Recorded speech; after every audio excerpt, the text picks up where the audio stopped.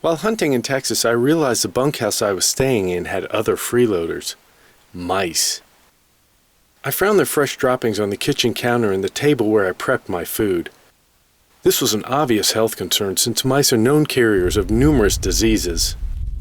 I needed to get rid of them, but I didn't have any mouse traps. But that's okay. My vast knowledge of primitive skills proved its value once again. I didn't need a modern mouse trap.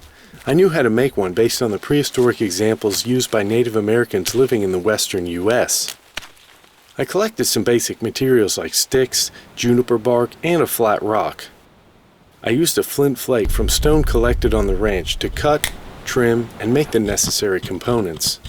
I twisted the inner juniper bark into string and used it to make the toggle trigger. I propped up the rock to get the measurements correct. Once the components were cut to the correct length and the trap was ready, I set it and baited it with peanut butter. Early the next morning I checked it and saw that it had been tripped. I had caught the culprit. This deadfall is extremely sensitive and will kill almost 100% of the time.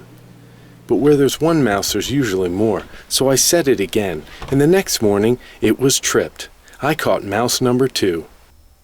It appeared the mice were living under the stove because that's where they came from when they tripped the deadfall. So I set it again, and the next morning I caught mouse number 3. Like the others, this one came from under the stove. Now that I'd eliminated the mouse family, it was time to get rid of these pests with a proper send-off. Get the f*** out of here! Wendy, I can fly! It's Super Mouse!